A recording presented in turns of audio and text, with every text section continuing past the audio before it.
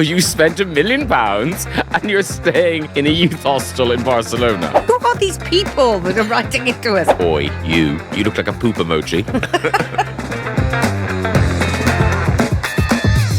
Hello and welcome to Wanging On with Graham and Maria. It's a podcast from myself, my good friend Maria McCurlin. Attempt to solve your dilemmas with mixed results. Hello to Maria and your small friend. Yes, this is Rafi, the toy poodle. Thank you for joining us, Rafi. Doesn't seem that interested. No, he found he had nothing else on, so he thought he might as well. At a loose end, as it were. There's obviously a mouse over there or something. He'll dart off in a moment. Oh, Maria. Yes, darling. Is the summer over? No, please. Please don't say it's over. It's only September. The nights are drawing in. They are, but we do normally get a nice September. People have been saying that for the last few years, and it's not true. I think it's just to stave off the onset of winter. I mean, this is my least favourite sort of season, even though we don't have seasons anymore. Autumn, really. We're going into autumn, aren't we? Yeah. Do you not like putting out your sweaters? No. Your winter wardrobe? No. Long nights and, cold days, no. Well, of course, and you live by the seaside, so it does become a bit drch. Yeah. Yes, it does. Whereas you don't notice as much in London. I always say to people when they move down to the seaside, summer is lovely, and you'll think, why didn't I move here earlier? And then once the winter comes, you look at the sea, and on day 4, you fill your Wellington boots with stones and walk into the sea. It's that sort of advice we'll be dishing out today. Don't you worry. Yeah. I always like to look on the bright side of things. So I always tell people you must go back up to London to, Selfridges and other shops. Selfridges and buy big boots. Just, remember that it's not all sea, that's all. Yeah, not all at sea. Isn't it funny? When I was a kid, I used to hate this time of year, but now I quite like it. I like getting back to work and things being busy and everyone being back in city again. You're weird. No, but it's good. Whereas when you're a kid, you don't want the summer to end. Well, always the school started again on the 5th of September. Really? Yeah. Always remember. For me, I always remember that. And that was, it's like Sunday nights multiplied by 100 in terms of fear and I bet horror. you were popular at school. You were... Popular. Well, you were, weren't you? Gotta be popular. Yeah. Okay. Yes, thank you. That's enough of that. Thank you, yes. So we've established popular. I was quite popular, but I was very naughty and disruptive. Yes. You? I know. I head down. God, I would have hated you at school. You wouldn't have noticed me. Really? No. I was just getting through it. I knew if I could just get through this incredible, awful, boring patch of life, things would be much better. What age were you when you started realising that? 8? Yeah, probably 6, 7, 8. Yeah. I'm sad for you. Was there any joy to be found? I don't remember much fun. Oh, Graham. I like television. Yeah. That was nice, coming home and turning on the box. And were your parents quite strict about doing well at school? Not really, no. I mean, your mum is quite a sort of hard taskmaster. Well, I can imagine her not letting you get away with anything. I cite the appendix operation that you didn't need. Yeah, but I always remember when I was doing some exams or something, my mother...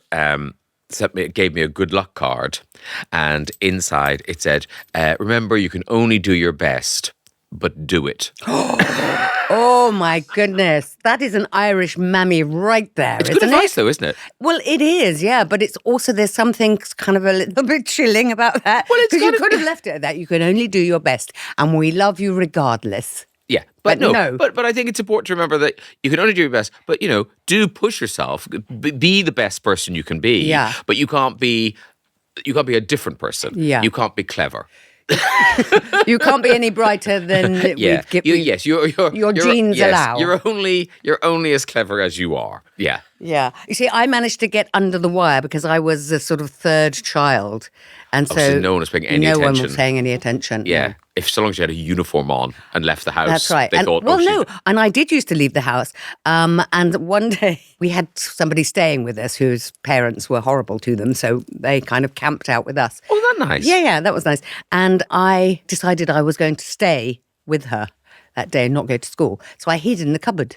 Well done. Yeah, and then by lunchtime, obviously really bored and a bit hot. That's the thing. Yeah, when people talk about, playing truant and hooky from school, I was like, not in Bandon, County Cork.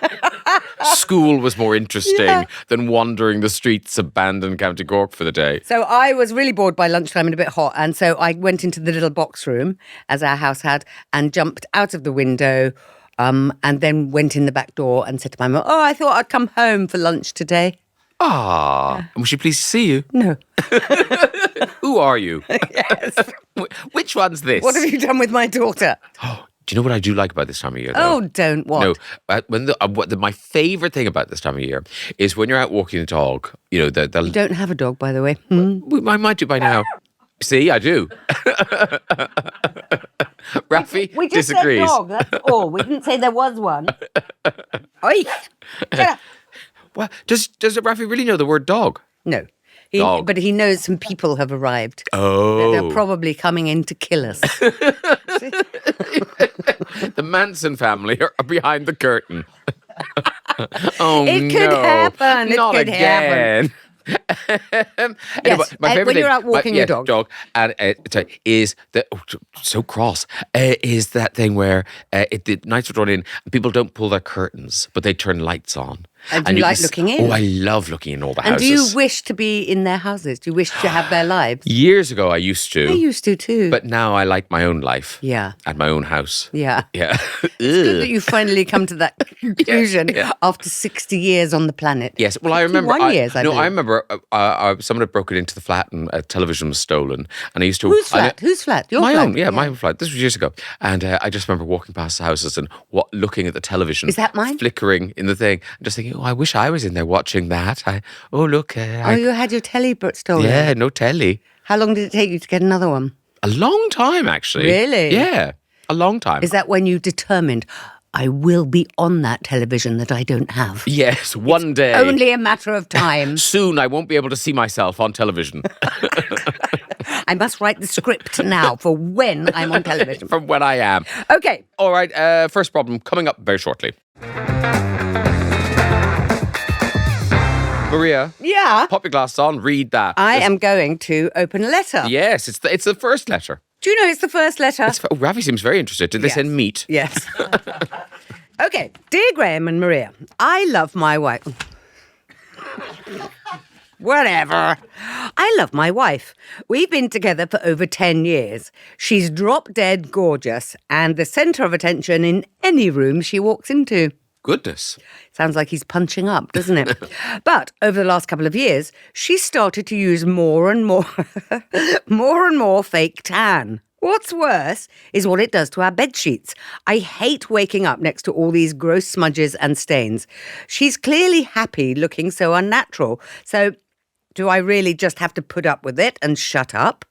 That is from Ed in Chelmsford. I'm here to tell you, Ed, that people are dying in the world. But there you are. Ed in Chelmsford, it's almost like he hasn't noticed this and then he has. I feel that this has been a cumulative thing, hasn't it? Surely, you know. Yes, I think many coats. One has a fake tan. Many coats, exactly, like creosote. Yeah. But also it's that thing slightly of when people start to have their lips pumped and then the day after they've had their lips pumped, it's quite swollen and they like that look and then it goes away and gets, I'm told this, I haven't had mine done. Of course. You might notice I have no lips. And then they like the swollen look, so they go and have more. It's a bit like that with the tanning. You just think, it becomes a crutch. I just need a bit more tanning. If I was a bit browner, I would have a bit more confidence. These are all confidence boosters, aren't they? It's about a mask, surely. A mask. I think that's what Ed should be focusing on. That obviously your wife, as drop dead gorgeous as she is, obviously doesn't feel that inside. Yes. And she feels like she's got to, look like a DFS sofa to go out into the world. So fun. Are they all that brown? I mean, it does feel like the cumulative effect of this is the build-up. She probably needs a bit of a power wash to get back to where she was. No, but that also, would make her feel naked. But I think she needs, rather than a power wash, yes, that power wash, but also a power boost. I think, Ed, you're writing to us and telling us your wife's drop gorgeous.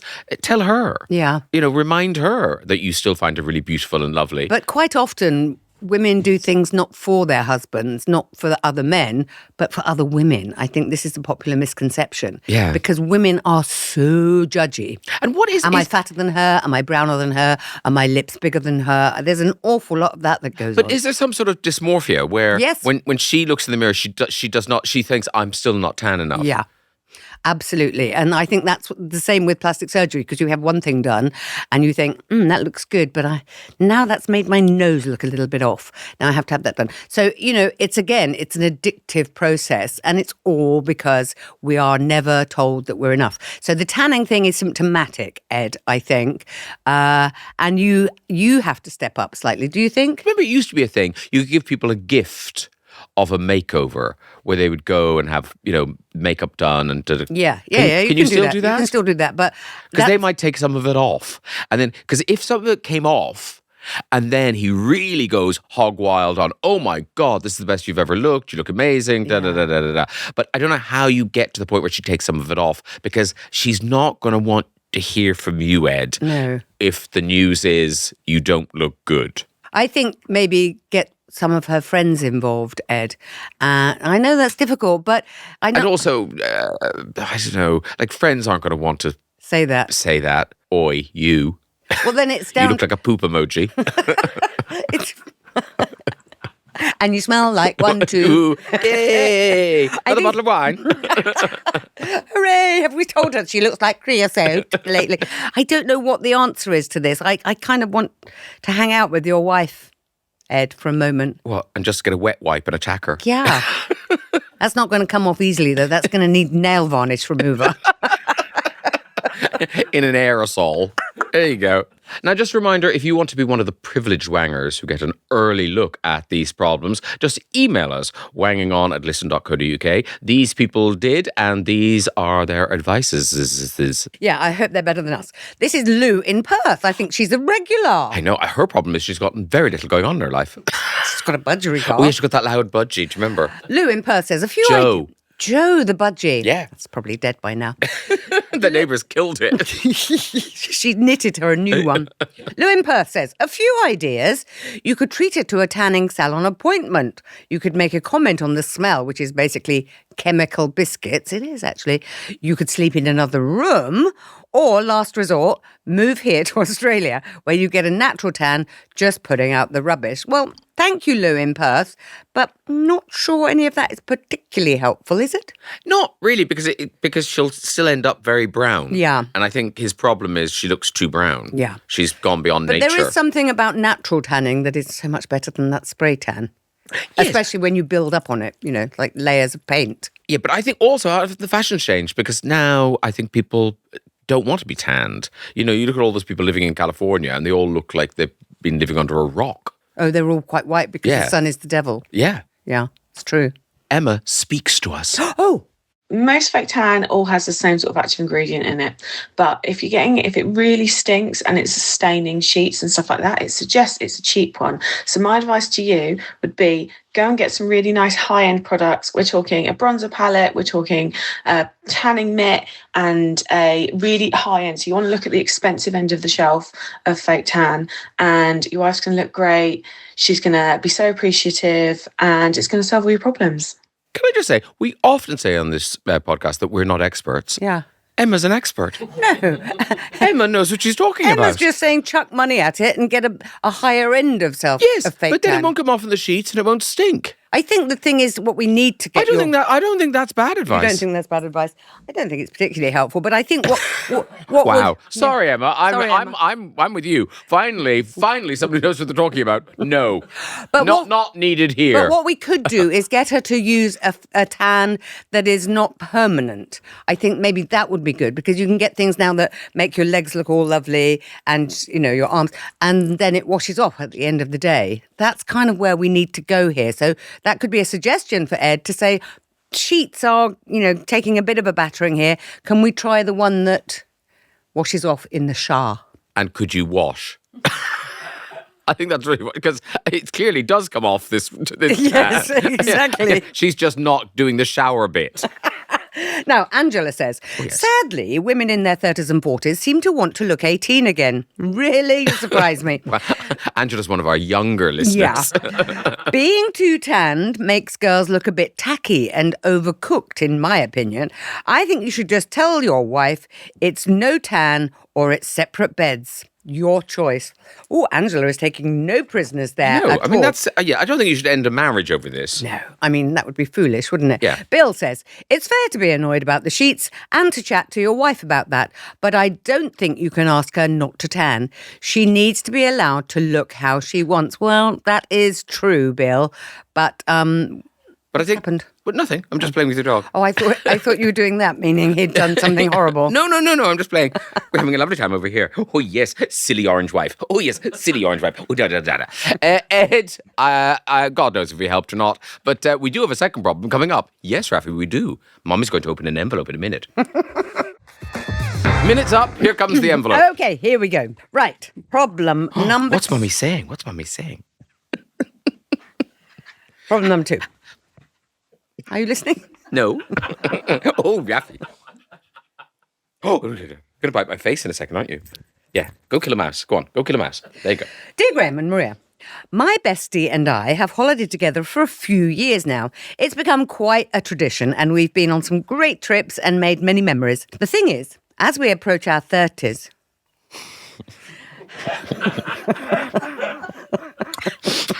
I mustn't spit my coffee out. That would have been funny if you'd have done one. As we approach our 30s, I'm starting to earn more money, but she isn't. So she still wants the charm of staying in hostels and getting cheap coaches everywhere. I feel like I'm growing out of all of that. Frankly, I can afford not to holiday on such a tight budget anymore. She's so important to me and I do love our adventures together, but I work really hard and my holidays are precious. So I want to treat myself when I go away. How can I have the holiday I want with a friend who can't afford it? And that is from Abby in Cambridge. Well, Abby in Cambridge, I'm thinking, you've made lovely memories. You've had great trips together. She's a fantastic travelling companion. You're earning a lot of money. There's a solution there. You can upgrade her. You don't have to pay for it all, but you can say, hey, I've just decided that we need to stay in this hotel that has a pool and I will, make the difference. Yes, I do wonder how Abby wrote the sentence, how can I have the holiday I want with a friend who can't afford it, and not have it dawn on her how she could do that. Yeah. You subsidize your friend. You don't, like you say, you don't offer a free holiday, but you just kind of go, ooh. And also, you can do things. I think you can do things like, let's do the first 3 nights in a hostel. And then, look, my treat. I found this lovely place with an infinity pool looking over the sea. And a spa. Yeah, and you can't afford, but it's there. I mean, you're absolutely right, and this is lovely, and you're very good at all of these things, but it does change the dynamic. I think we just have to sort of address that. It changes the dynamic for Abby in Cambridge because they've been equals. They've been, going to these terrible hostels, but laughing about it and having a lovely time anyway. So, I don't know how your friend will feel. People are very proud about these things. So I think you're right. Do the hostels for a couple of days and then if you want, Abby in Cambridge, I mean, you can't do the whole holiday in posh Toffingham land. No, and also don't expect your friend to be grateful. Like no the good friend, turn goes unpunished. The friend will slightly resent you. Well, that's what I'm saying. How do you do it with good grace for both of you so that it doesn't change the dynamic, which maybe it's inevitable? You can't swan in and change the whole holiday. No. I think you've got to say, ooh, apparently there's a lovely restaurant, my treat tonight for dinner, or, that kind of thing. I think you drip feed your generosity through the holiday. And, and hopefully, as you approach your 30s, other friend might get a better job, So I think it's good to kind of start to have more adult, more slightly affluent holidays. Yes. But, your friend is at a different level than you right now, but maybe not forever. The thing is, you could still go on those holidays with her, but also have some posh holidays with a friend who is equally as affluent or indeed on your own. It's a very difficult one because this sounds like a really good friend. She might work in the public sector. She might be a nurse or something. And of course, she's never going to, match you probably salary-wise. But I think if you drip feed it, Graham, then every time you drip feed a sort of treat, this restaurant is mine to pay for, you have to acknowledge it. So I think if it could be done once and then never mentioned again. Not happy. I said never mentioned again. Sounds like he's over there somewhere. No, he's under the table. Oh, I see. All right, Mutt and Jeff. Actually, I made that noise. I'm training as a ventriloquist. Very clever. Poor Rafi's gone mad. Mum, he's talking to me, but I can't understand it. What was I going to say about this problem? Once, if you can do it once, if you can just say, I'm not going to mention this again, but as I'm earning a bit more money, I think I'll pay the extra on that hotel and I'll take you to the, Polly Dolly Doodah restaurant because it's a special treat and they will have the taster menu of 15 courses. Yeah, which sounds awful. And I think here's the thing, Abby. I really think about this. What is it you like about these holidays? It's your friend. Yeah. And it's the experience and it's the being on the back of a boat doing, it's all of that stuff. And yes. And the memories you've made together. Yes. And it would be nice to maybe, go for a fabulous spa thing or whatever. But actually, will it be as fun? Will you ever have as much fun on your spendy holiday as you had with your friend kind of mucking around in these hostels? And you probably won't, I would say. Yeah. So, or are you just being a bit romantic about poverty there? No, I think holidays are different. Yeah. Obviously, in Abby's real life, she can, start living in a castle and, and her friend is dead to her. But when they go on holidays, just try to remember what you want from the holiday and what you enjoy about the holiday. And it's her. It's none of the other stuff, really. I kind of think it's where you go. You're very wise this morning, Mr. I don't Norton. know why. Is it still morning? I have no idea. Here in our pod home, there are no windows. There are no days or nights. It's like before Fashion Week where they black out all the windows so the poor little sewers don't know if it's day or night. Yeah, I think I've been sewing all night. Miss Versace. We are slave potters. Miss Versace.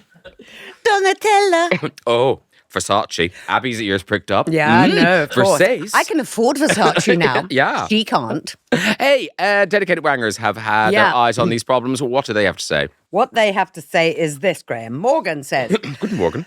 Some options. One. Options? Options. Who the hell does Morgan think she is? I don't know. Could be a he. One. Do a holiday lottery. Spin the wheel on hotel types, city or beach, etc. Abby can afford a wheel now. That's the first thing she splashed out on. Yeah, a big glittery wheel. There are also websites that do some lovely mystery holidays. Morgan, where are you coming from here? It's a worthy gamble. Sorry. I don't want to be Martin Lewis here, but we need to investigate those websites immediately. Mystery holiday? Yeah. Oh, you spent £1 million and you're staying in a youth hostel in Barcelona. It's a worthy gamble, Morgan says. Or two. Let's see what number 2 is. Well, that was all one option. That was all one option. The wheel. Yeah. And the mystery holidays. 2, do a half and half holiday. I kind of said that. Yeah, you did. Half bougie, sorry. I thought it said Joe, Budgie. Half budgie. Half budgie. Half budget. Half Oh, no, that's clever. Yeah. Half bougie, half budget. But we kind of said that as well. I know, but we didn't come up with an actual slogan. Half bougie, half budget. Morgan should be formatting game shows. He's got a wheel. He's got a catchphrase now. Probably is. Yeah. Speak to 3 is that was only 2 options. Wow. Number 3, speak to your friend openly. Probably the best option. Okay. Which afterwards can lead to options 1 and 2 being spoken about. Or option 4. Oh, dear God. Option 4 is do a solo holiday. Oh, we got there in the end. Yeah, I mean, I'm really loving that you've thought it through, Morgan, so kind of intensely. Half bougie, half budget. I think you've scored a winner with... I'm putting that on a t-shirt. T-shirt. Yeah. Option 2, half bougie, half budget. Sounds good. But thank you for your effort there, Morgan, and good luck with the game show career. Number 2 is Ryan, who says... As in Ryanair. I think we know what Ryan's going to say. All budget. Why not tell this friend that you have a fun idea for the next time you go away together? You can pretend to be Phileas Fogg. and she can be Passepartout. Who are these people that are writing into us? This way, you can swan around all holiday spending your dough while she launders your clothes. I like Ryan. And generally waits on your every whim. Sleeping on the floor next to your comfy four-poster. That way everyone's happy. You're welcome. I kind of sense that Ryan is taking the pee somewhat. I'm not sure Ryan's taking this problem totally seriously. No, Yeah. but I think we know how he feels about Abby in Cambridge. Yeah. He's kind of, he's dissing her. Ruth says, go on 2 smaller holidays a year instead of 1 big one. Who said they went on 1 big one anyway? Have a break with your friend that is on the cheap side, where you get to spend some quality time with her, then treat yourself to a luxury week somewhere later in the year. No need to rub her face in it. Just make the expensive holiday your little thing to look forward to alone. But you know what? Abby's going to be bored. She's going to be there. Yeah, because she won't have anyone to make memories with. She'll be in her splendid hotel room thinking, but there's no one to be jealous of me. Yeah. A lot of Insta. Yeah. A lot of Instagram. A lot of Insta. And going to the bar and crying into your martini, probably. Oh, yes, and then being picked up by a gigolo. Suddenly she's in the Daily Mail. Look at me. Yes. Abby's horror. Yeah. How I was fleeced out of all my money. Yeah. I thought I'd bought a house in Albania, but look. Pictures of the Albanian builder.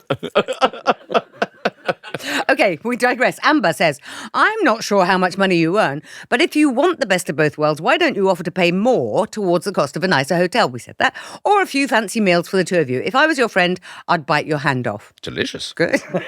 And Pete says, this is about trade-offs. If you and your friend have always had a set budget for your holidays, keep it that way. But instead of flying abroad, make it a staycation. Then with the money you've saved on flights, for example, you can splash out on a fancier hotel. Where? In Bournemouth. Just think outside the box a little bit. No one's going to thank you for that. Stay in the box. Stay right in that box, Abby. And just get a more expensive box. I think that's the thing, isn't it? I think that is the thing. Abby, whatever you decide to do, we hope you have a wonderful holiday. Bon voyage.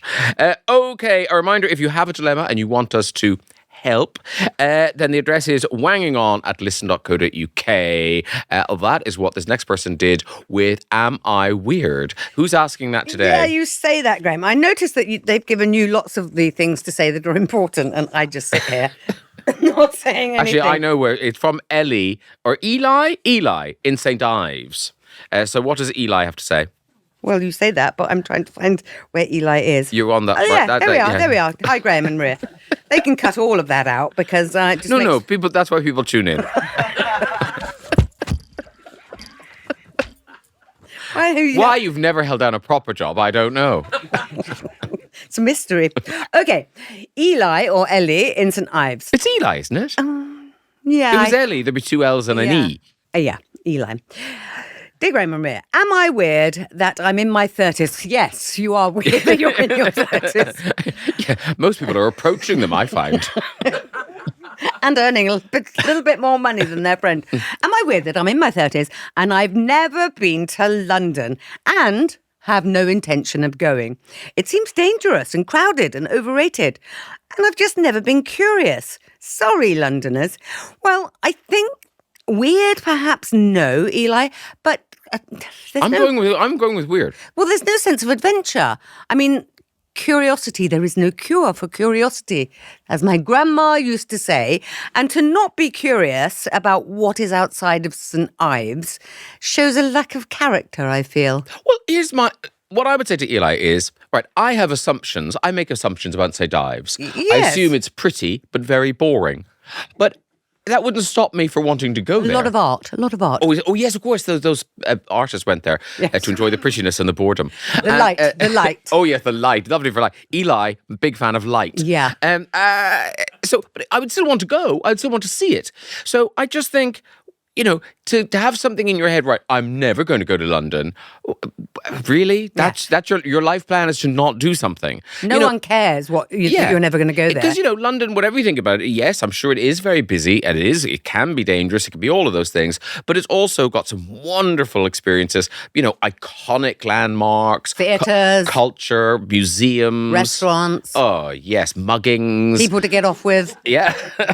Shoplifting. The possibilities are endless. Oh, yes. It just shows a lack of character, I think, Eli. It doesn't make you weird, but it just makes you a bit dull because, you want to make your life bigger, not smaller. You want to have other things to talk about other than what's going on in St Ives. I feel like having an ambition where it's based on something you're not going to do just seems very reductive, doesn't it? I think if you put that character in a book, you would know immediately that you didn't want to go back to that character ever again. Yeah, you realise they're not going to be the central character in the book. they're just someone you bump into in chapter 2. Very much on the sidelines, probably killed off by chapter 3. Because St Ives can be dangerous as well. Yeah. In a terrible bus accident. Isn't it ironic that he didn't want to go to London because it was dangerous, and then what? Killed in St Ives. A megabus from London hit him. A megabus in chapter 3. The danger came to Eli. An out-of-control megabus in St Ives. What are the chances? What's a Flixbus? I've never heard of them. And then yesterday I saw 3 of them. No. They're green. Have you ever heard of them? Flixbus. And they've got what we call it, the registration is like Flix 14 or something. And did you see people on it? Were they disco dancing or anything? They seem to be coming and going from London. I was in the Victoria Coach area, and why? Because I was on my way somewhere else. Okay, back off. And I know how you like to hang around crowded areas. It's so dangerous. Shoplifting. I love it. But yeah, no, I'd never heard of these buses, and then I saw 3 or 4 of them. Ooh, big, huge green bus. Why I thought of it was when I mentioned a megabus. Yes. I think maybe buses don't exist anymore, and they are now Flixbuses. Megabuses don't because of the height. Oh, is that? Yeah, very high. I mean, bridges. We have a lot of Victorian. But we used to always have bridges. I know, and a lot of them. What? Wait a minute. They kept running into bridges, and they're going, these megabuses are probably too mega. It just limits your route because presumably when people are doing the routes, they go, Victorian Bridge, only 3 foot high, can't go that way. I mean, I didn't measure the Flixbus, but it did look quite large. Was it big? Yeah, mega. Megabus. We're going to have to investigate. We really are. I'm going to use the Google machine. Meanwhile, Eli, I think you're weird. What are you saying? I'm going with weird too. Yeah. Just because I think he deserves weird. to be It's hit by weird. a Flixbus. Maria, I have news. Yeah. We've reached the end of this episode of Wanging Wow. On. I know. Who knew this day would come? Which day is it? If only there was a window to look out. A calendar. We've got this set and no calendar to mark it off. Done. I'll just scratch the wall. How long have we been in prison? Scratch the sideboard, mid-century sideboard. There'll just be a little skeleton. Because we are mid-century. A little skeleton dog sitting on the table. I think we've been in here too long. Have you got things to say? I think you do. Yeah, I think I have. I've got to say, usual caveats apply, which I am obliged to say we're not experts, and you should head to our Instagram if you're looking for information on how to get proper help. Our Insta is @WangingOn. Quite easy to remember. Wanging On with Graham and Maria is a Listen production. Many thanks to Ed and Abby for sending in their dilemmas today. And of course, thanks to everyone else who sent in their advice. We'll be back next week for more. Until then, bye-bye. Oh, a round of applause from Rafi.